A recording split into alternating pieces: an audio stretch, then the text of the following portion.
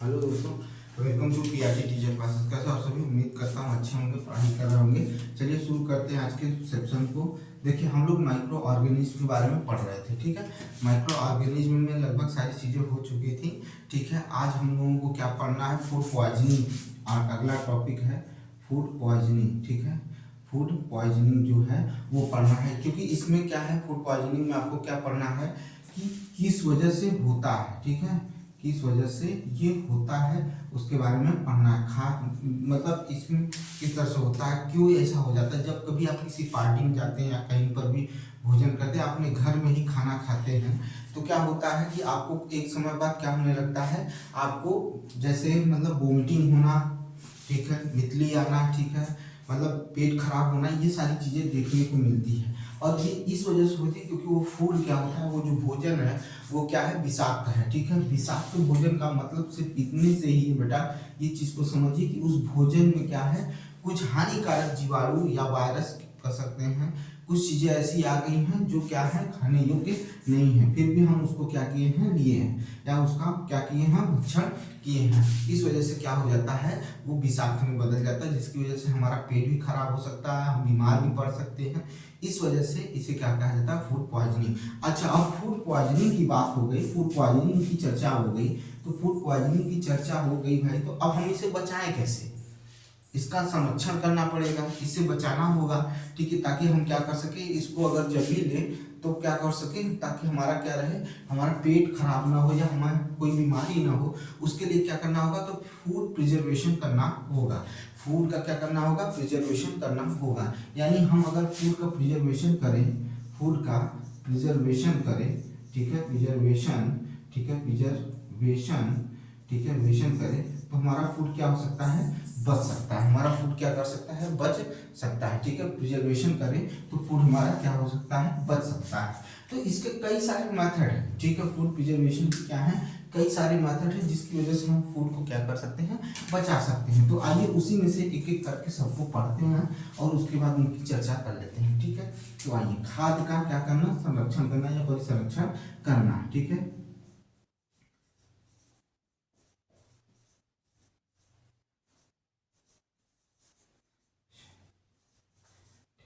Food preservation के बारे में हमको क्या करना है, पढ़ना है, ठीक है। फूड प्रिजर्वेशन के बारे में क्या करना है, हमको पढ़ना है, ठीक है। खाद्य का संरक्षण करना, ठीक है, या परिसंरक्षण करना। खाद्य का संरक्षण या परिसंरक्षण करना अब कैसे कर सकते हैं? देखिए भाई, ढेर सारे माध्यम हैं।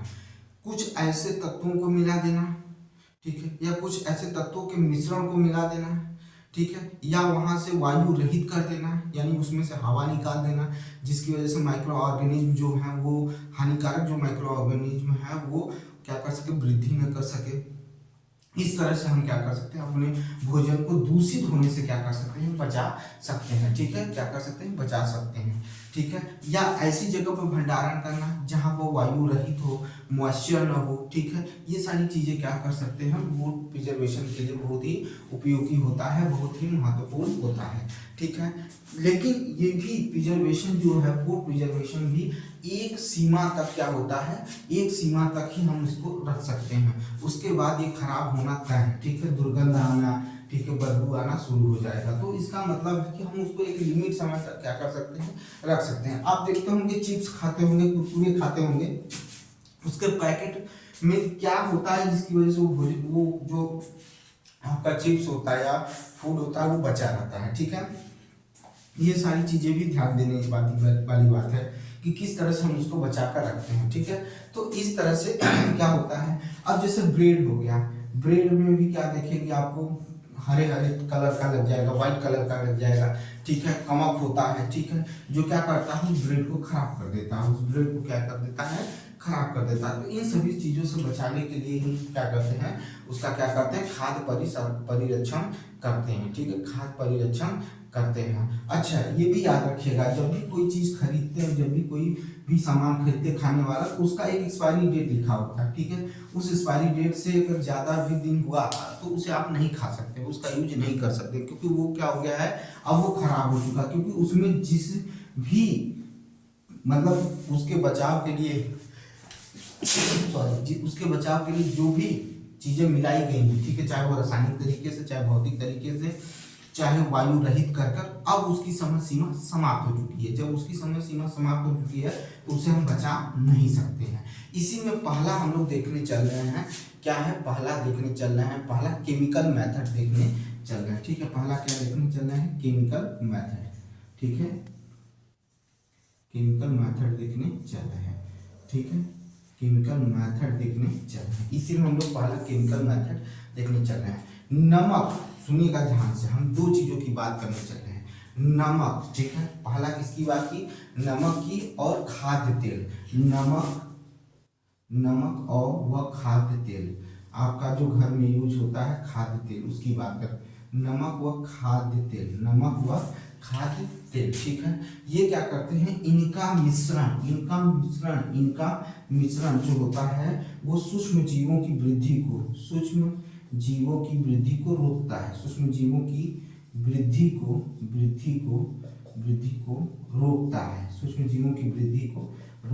सूक्ष्म जीवों की वृद्धि को क्या करता है, रोकता है। कौन, नमक और खाद्य तेल जो होता है सूक्ष्म जीवों की वृद्धि को रोकता है। यानी इन्हीं को क्या कहा जाता है, परिरक्षक कहा जाता है। यानी इसे क्या कहेंगे, परिरक्षक कहेंगे। क्या कहेंगे, परिरक्षक कहेंगे। इसी को क्या कहेंगे, परिरक्षक कहेंगे। जो क्या करता है, नमक और खाद्य तेल जो होता है वो क्या करता है, इसको रोकने का काम करता है। सूक्ष्म जीवों की वृद्धि को रोकने का काम कौन करता है, नमक और खाद्य तेल करता है। ठीक है, नमक और खाद्य, ठीक है, अम्ल का प्रयोग अचार बनाने में, नमक और खाद्य तेल अम्ल का प्रयोग अचार बनाने में किया जाता है। किसमें किया जाता है, अचार बनाने में किया जाता है। ठीक है, क्या किया जाता है, अचार बनाने में करते हैं। ठीक है, सूक्ष्म जीवों की, जिससे सूक्ष्म जीवों की क्या होती है, वृद्धि रुक जाती है। सूक्ष्म जीवों की वृद्धि रुक जाती है। अब इसी में देखिए ये चीज हो गया। अब दो चीजों का नाम और लेता हूँ, दो चीजों को और समझिएगा। ठीक है, एक सोडियम बेंजोएट होता है और सोडियम मेटाबाइसल्फाइड होता है। ठीक है, सोडियम बेंजोएट और सोडियम मेटाबाइसल्फाइड समान रूप से परिरक्षक है। देखिए दो चीजों का नाम ले रहा हूँ, समझिएगा। ठीक है, ये रासायनिक पदार्थ है, सोडियम बेंजोएट, सोडियम बेंजोएट। ठीक है, सोडियम बेंजोएट। ठीक है, सोडियम बेंजोएट। और क्या बोलना है, सोडियम मेटा सल्फाइड। ठीक है, सोडियम मेटा बाइसल्फाइड है, sodium Meta bisulphide, sodium Meta bisulphide, sodium Meta bisulphide. ठीक है, ठीक है, सोडियम मेटा बाइसल्फाइड। ठीक है, इसको और कायदे से लिख देते हैं।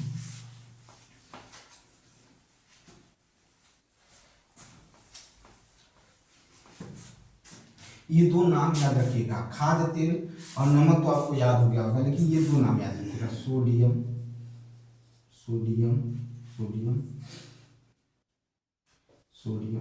बेंजोएट, एक हो गया। दूसरा सोडियम मेटा बाइसल्फाइड। ठीक है, ये दो, ठीक है, ये दो नाम याद रखिएगा। ये रासायनिक परिरक्षक हैं जो क्या करते हैं, आपको आपके भोजन को या कोई भी खाद्य पदार्थ है उसको दूषित होने से बचाते हैं। जैम और स्क्वैश बनाने में इन रसायनों का उपयोग किया जाता है। अब इनका प्रयोग किसमें किया जाता है, तो जैम बनाने में। किसका, जैम बनाने में, जैम व स्क्वैश, ठीक है, स्क्वैश बनाने में, जैम और स्क्वैश बनाने में इनका प्रयोग क्या किया जाता है। ठीक है, स्क्वैश को बनाने में इसका प्रयोग किया जाता है। किनका प्रयोग किया जाता है, तो सोडियम बेंजोएट और सोडियम मेटाबाइसल्फेट का प्रयोग क्या किया जाता है, इसको बनाने में किया जाता है। जैम और स्क्वैश बनाने में किया जाता है। तो ये केमिकल मेथड है। किसके अंतर्गत आ रहा है, तो फूड प्रिजर्वेशन में आ रहा है। और याद रखिएगा, नमक और खाद्य तेल, नमक व खाद्य तेल। ठीक है, खाद्य तेल जो होता है, नमक व खाद्य तेल जो होते हैं, ये भी क्या है, एक तरह से क्या करते हैं, भोजन को बचाने या खाद्य पदार्थों को सुरक्षित रखने का काम करते हैं। लेकिन ये काफी दिनों तक नहीं रह सकते हैं, जबकि ये क्या है, काफी दिनों तक क्या कर सकता है, भोजन को परिरक्षित करके रख सकता है। ठीक है, ये समझ में आया कि नहीं आया, क्लियर है, इतना समझ में आया। चलिए आगे चलते हैं। अब हम यूज करते हैं सॉल्ट का, ठीक है। किसका यूज करते हैं? अगला जो है परिरक्षक सॉल्ट है। क्या है? सॉल्ट है। समझिएगा सॉल्ट के बारे में। देखिए भाई, सॉल्ट का यूज किसमें किया जाता है? जो भी, जैसे मछली को परिरक्षित करना है, मछली को सेफ रखना है, मछली को ताज़ा रखना है लंबे समय तक, मांस को ताज़ा रखना है लंबे समय तक, तब हम किसका यूज करते हैं? नमक का उपयोग करते हैं। ये मछली और मांस को लंबे अरसे तक क्या रखता है? जीवाणु रहित रखता है। यह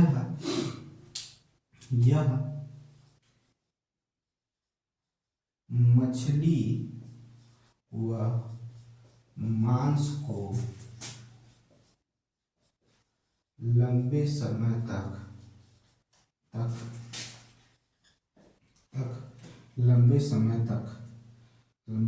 तक सुरक्षित, इसे लिखिए ऐसे, सुरक्षित मत लिखिए, जीवाणु रहित रखता है। जीवाणु रहित रखता है।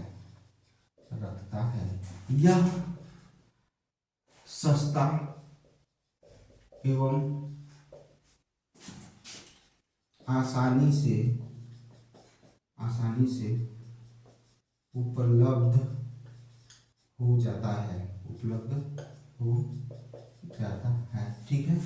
यह मांस और मछली को लंबे समय तक जीवाणु रहित रखता है। यह सस्ता एवं आसानी से उपलब्ध हो जाता है, जिससे भोजन क्या होता है? हमारा बचा रहता है। क्या करता है? बचा रहता है। ठीक है।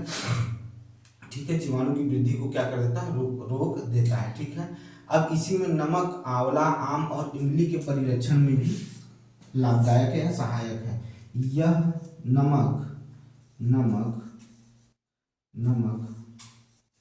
आंवला, आम व इमली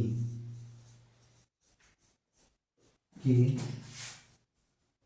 परिरक्षण में सहायक है। ठीक है, ये भी है। ठीक है, ये हो गया आपका। इसी तरह से, जिस तरह से ये है, इसी तरह से चीनी भी है, इसी तरह से क्या है? शक्कर यानी शुगर भी है। ठीक है, पहले इसका स्क्रीनशॉट लीजिए। ठीक है, आइए चलते हैं।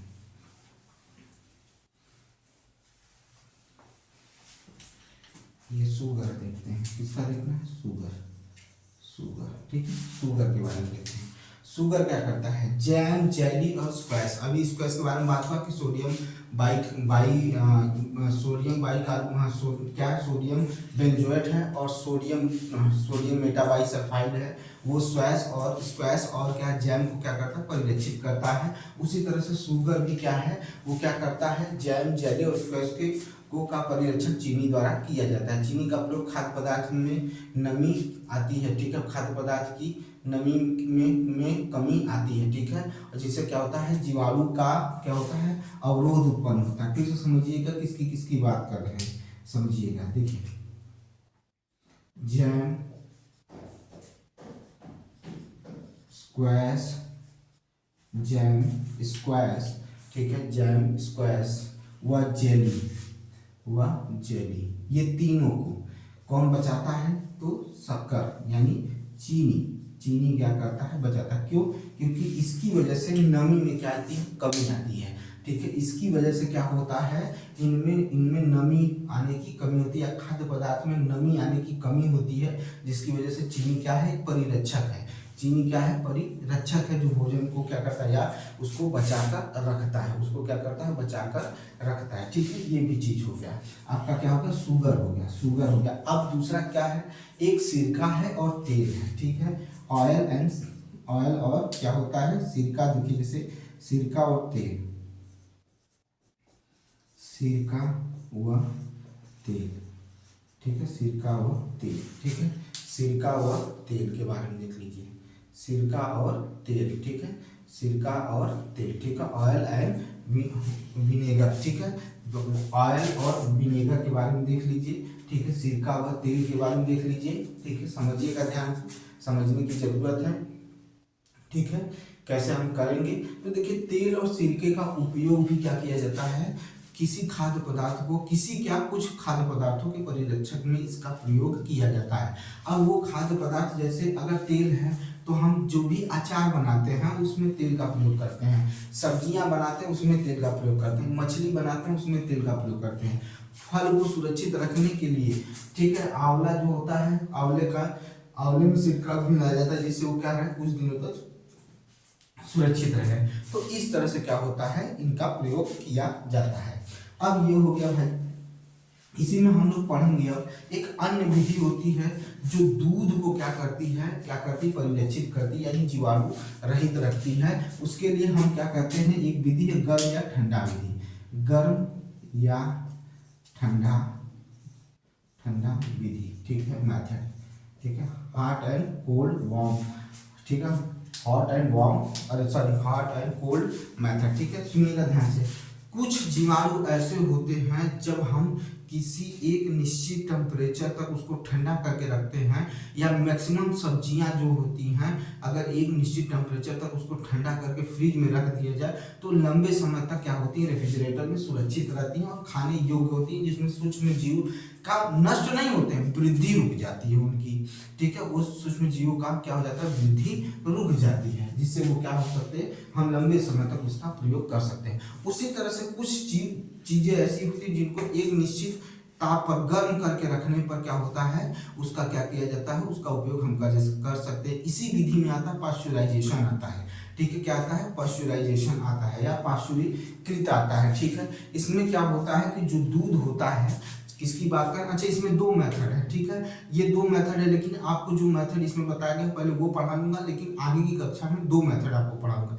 एक जो होता है वो आधे घंटे के लिए गर्म किया जाता है, और एक जो होता है 70, ठीक है, सेल्सियस पर, ठीक है, 70 डिग्री सेल्सियस पर, ठीक है, 15 से 30 सेकंड के लिए, 15 से 30 सेकंड के लिए पाश्चुरीकृत किया जाता है, किसको, दूध को, ताकि दूध में जो जीवाणु हो वो मर जाते हैं, ठीक है। और इसे अचानक से ठंडा भी कर लिया जाता है, 15 से 30 सेकंड के लिए इतने टेम्परेचर पर गर्म किया जाता है, फिर अचानक से क्या कर लिया जाता है, ठंडा कर लिया जाता है, अचानक से उसे ठंडा करके पैकेट में पैकिंग कर ली जाती है, ताकि वो कुछ दिनों तक, 2 से 4 दिनों तक क्या कर सके, उसको यूज किया जा सके। इसी को पाश्चुराइजेशन कहते हैं या पाश्चुरीकरण कहते हैं, क्या कहते हैं, पाश्चुरीकरण कहते हैं, ठीक है, याद रखिएगा, क्या कहते हैं, पाश्चुरीकरण कहते हैं। अब भंडारण या पैकिंग समझिएगा, क्या होता है कि हम किसी भी खाद्य पदार्थ को जब पैक करते हैं तो उसकी हवा, उस पैकेट से हवा को निकाल देते हैं और उसमें चाहे मेवा हो, काजू हो, इस तरह से रखते हैं ताकि उसमें हवा न रहे, तो ज़्यादा दिनों तक क्या रहता है, बचा रहता है, उसका भंडारण सही रहता है, ठीक है। ये बात समझ में आया कि नहीं है। अब हम पढ़ने चल रहे हैं नाइट्रोजन का फिक्सेशन, ठीक है, यानी नाइट्रोजन का स्थिरीकरण, ठीक है, नाइट्रोजन का स्थिरीकरण, ठीक है, या नाइट्रोजन फिक्सेशन पढ़ने चल रहे हैं, ठीक है। क्या पढ़ने चल रहे हैं, नाइट्रोजन फिक्सेशन।